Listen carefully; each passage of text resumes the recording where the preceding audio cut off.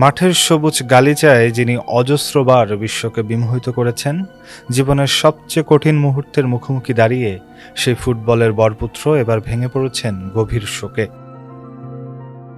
দীর্ঘদিনের অসুস্থতার সঙ্গে লড়াইয়ে হেরে মারা গেছেন লিওনেল মেসির পিতা ও তার ফুটবল ক্যারিয়ারের মূল কারিগর হোর্হে মেসি।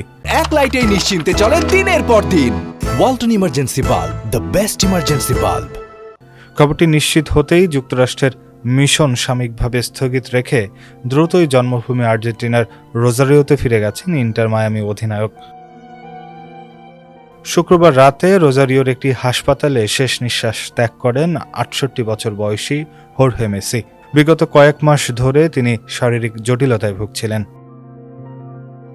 ফুটবল প্রেমীদের কাছে তিনি কেবল একজন পিতাই ছিলেন না, ছিলেন বার্সেলোনা থেকে শুরু করে কাতার বিশ্বকাপ জয় পর্যন্ত মেসির প্রতিটা পদক্ষেপের ছায়ার মতো দাঁড়িয়ে থাকা প্রধান অভিভাবক। বাবার আশঙ্কাজনক অবস্থার কারণেই সাম্প্রতিক সময়ে মাঠের বাইরে মানসিকভাবে বেশ চাপেই ছিলেন এই আর্জেন্টাইন তারকা। শৈশবে চরম আর্থিক অনটনের দিনে রোজারিও থেকে বার্সেলোনায় নিয়ে গিয়ে মেসির চিকিৎসা ও ক্যারিয়ার শুরুর সিদ্ধান্তটি নিয়েছিলেন এই হোর্হে মেসিই। আজ সেই পথপ্রদর্শককে হারিয়ে মাঠ ও মাঠের বাইরের এক বিশাল শূন্যতার মুখোমুখি দাঁড়িয়েছেন ফুটবলের এই বিশ্বজয়ী অধিনায়ক।